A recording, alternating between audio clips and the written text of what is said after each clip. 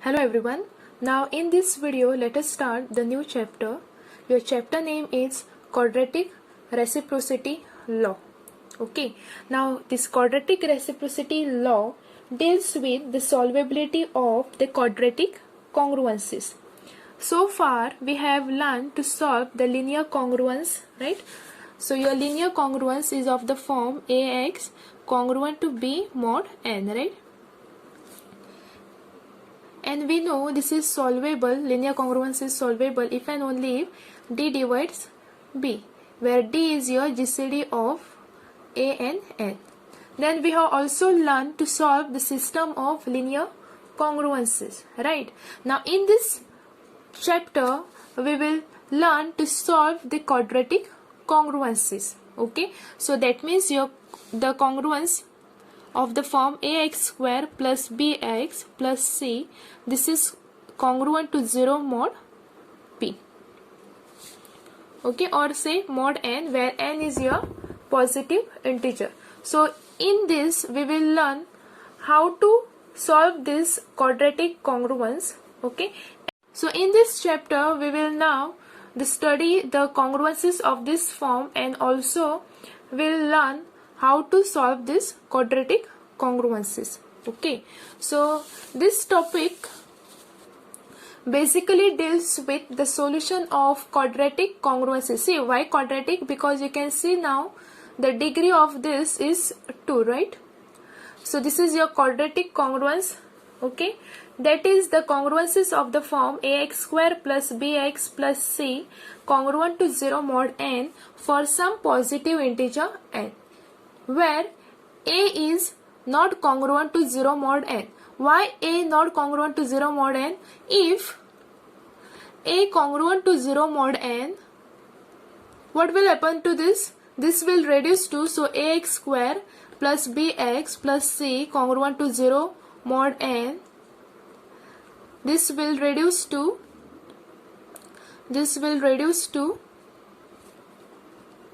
so a is 0, a is congruent to 0 mod n, so this quadratic congruence will reduce to the linear congruence, right? So that means bx plus c congruent to 0 mod n. But we don't want the congruence of this form, we want to solve the congruence of this form. Okay, so therefore your a cannot be congruent to 0 mod n.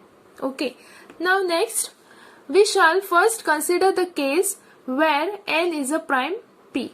So if whenever n is a prime, we solve the congruence of that type. Okay, now when p equal to 2 is a case which can be determined easily. So if n is your prime, okay, and that prime p is equal to 2, let us say. Okay, so there are only 4 possibilities, so we'll see those possibilities now. The first one is x square plus x plus 1 congruent to 0 mod 2. Okay, so this quadratic congruence in fact have no solution. See, when I say x square plus x plus 1 congruent to 0 mod 2, in that case your 2 should divide x square plus x plus 1. Okay, now here we have mod 2, right? So only possibilities are x can be your 0 or 1, right? Now if you put 0 here, so this will be if x equal to 0, then we'll get 2 divide 1. But this is not true, right? 2 cannot divide 1, right? You can see this denominator, okay, or when I say a divides b, this should imply a less than or equal to b, right? But you can see now this 2 is greater than 1, so this 2 cannot divide 1, so this is not true. Okay, now if we put x equal to 1 here, so 1 plus 1 2, 2 plus 1 3, so that means 2 divides 3. So if x equal to 1, we get 2 divides 3. So again this is not true. As you can see here, 2 is less than 3, right? 2 is less than 3, but 2 cannot divide 3, right? So again this is not true. So therefore this quadratic congruence x square plus x plus 1 congruent to 0 mod 2 have no solution. Now next we have the quadratic congruence of the form x square plus 1 congruent to 0 mod 2. Now here there is a unique solution modulo 2, namely x equal to 1. Okay, so now we have x square plus 1. So this 2 should divide x square plus 1, and the possibility for x is either it can be 0 or 1. So you can see here we have 2. So the possibilities for your x can be 0 and 1. If we have here 3, then possibilities for x is 0, 1, 2. Okay. So you can see now this 2, if x equal to 0, if x 0, we will get 2 divides 1, which is again not true. So this is not true.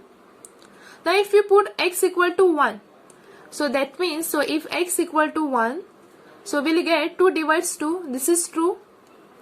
So therefore this quadratic congruence x square plus 1 congruent to 0 mod 2 have the unique solution modulo 2, namely x equal to 1. Okay, now we have the third type, that is x square plus x congruent to 0 mod 2. So there are two solutions modulo 2, namely x equal to 0 and 1. So if you put x equal to 0, we'll get 2 divides 0.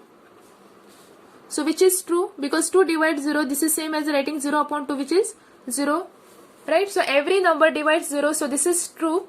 Now if we put x equal to 1 here, so this will be 1 plus 1, which is 2, and 2 divides 2. So that is again true. Right? So this holds if we put x equal to 1, 2 divides 2. This is true now. Okay. So therefore there are two solutions modulo 2, namely x equal to 0 or 1 when we have the quadratic congruence of this form. Okay. Now quadratic, as name suggests, you can see the degree here is 2. Okay. Now the next one we have is x square congruent to 0 mod 2. So this has the unique solution modulo 2, namely x equal to 0. So only if we put x equal to 0, so if we put x equal to 0, so that means 2 divides 0, which is true. We cannot put x equal to 1 here, as 2 cannot divide 1, right? If x equal to 1, we will get 2 divides 1. This is not true. Okay. So therefore the only solution here is x equal to 0. Now let us look at this. So basically the solving quadratic congruence is equivalent to solving the linear congruence and the quadratic congruence of the form x square congruent to a mod p. So we'll see that now. So now we consider p to be any odd prime. See, here we have taken p equal to 2, which is your even prime number, right? Now consider p to be any odd prime and look at the quadratic congruence ax square plus bx plus c congruent to 0 mod p with a not congruent to 0 mod p. Now a is not congruent to 0 mod p, so that means p does not divide a, right? A is not congruent to 0 mod p. So this implies what? P does not divide a. Now p does not divide a, this implies GCD of p and a, this is equal to 1, right? So that is GCD of this p and a equal to 1. So this means p does not divide a and p cannot divide 2. Any prime number will not divide 2. Take p equal to 3. 3 does not divide 2. Take other prime 5. 5 cannot divide 2, right? So no prime will divide 2. Okay, so therefore p does not divide 2. Now p does not divide a and p does not divide 2. So this will imply p does not divide 4 times a. As you can see, p does not divide a, so that will imply p will not divide any multiple of this a, right? So p will not divide 4a. Okay, so therefore ax square plus bx plus c congruent to 0 mod p if and only if this 4a times ax square plus bx plus c congruent to 0 mod p. Okay, so this is this quadratic congruence congruent to 0 mod p if and only if this is congruent to 0 mod p. Okay, so therefore solving the congruence ax square plus bx plus c congruent to 0 mod p, this is equivalent. So this quadratic congruence is equivalent to solving the congruence for ax square plus bx plus c congruent to 0 mod p. As you can see here, this quadratic congruence is congruent to 0 mod p if and only if this quadratic congruence is congruent to 0 mod p.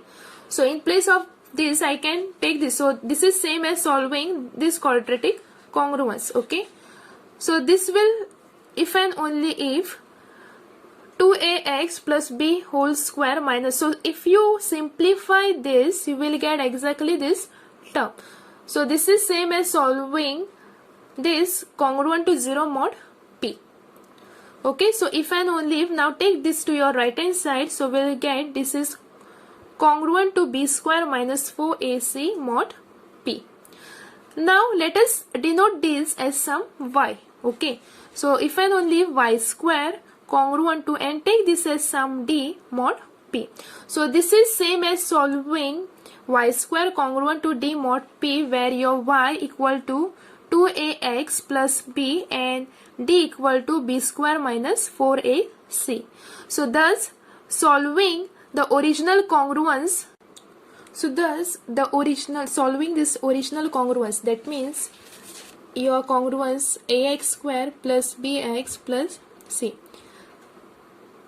mod p. So this quadratic congruence is equivalent to solving the congruence y square congruent to d mod p.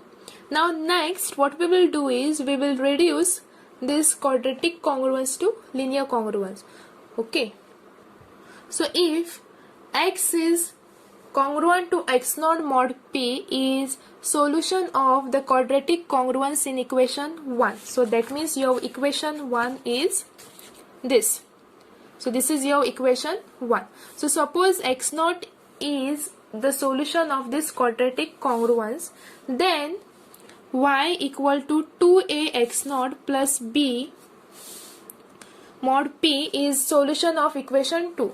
So suppose x naught is a solution of this quadratic congruence, and we have reduced this quadratic congruence to y square congruent to d mod p, right, where my y equal to 2ax plus b, right. So solving this quadratic congruence is same as solving this quadratic congruence y square congruent to d mod p. Now if x naught is a solution of this quadratic congruence, then y equal to 2ax naught plus b is the solution of this quadratic congruence 2. Okay, now conversely if y congruent to y naught mod p is solution of quadratic congruence in equation 2. So suppose this y naught is a solution of your quadratic congruence y square congruent to d mod p, then 2ax congruent to y naught minus b mod p is solution of equation 1. Okay, since your y, this is equal to your 2ax plus b. Okay, y is your 2ax plus b, and we are saying y naught is your solution of this, right. So that means I'll get 2ax congruent to y naught minus b, that will be your solution of 1, that is ax square plus bx plus c congruent to 0 mod p. Now if you observe this equation 2ax congruent to y naught minus b mod p, okay, so this is nothing but our linear congruence. So we can take this as some a x congruent to b mod p. So thus you can observe that the quadratic congruence is equivalent to solving this linear congruence, and the quadratic congruence of the form y square congruent to d mod p. So what we have done is we are given a quadratic congruence of this form ax square plus bx plus c congruent to 0 mod p. So this we have reduced to y square congruent to d mod p, and again this we have reduced. So this is same as solving now. This quadratic congruence is same as solving your linear congruence ax congruent to b mod. So thus solving your quadratic congruence of this form is equivalent to solving the quadratic congruence of this form and the linear congruence of this form. Okay, so you can see thus the problem of finding solution to quadratic congruence in equation 1, that is ax square plus bx plus c congruent to 0 mod p, that is equivalent to that of finding solution to linear congruence and the quadratic congruence of the form x square congruent to a mod p. So I just replace y by x here. Okay, so this is same as finding the quadratic congruence of the form x square congruent to a mod p. Okay, so with this I'll end this video here. Now in next video we will solve the examples on this.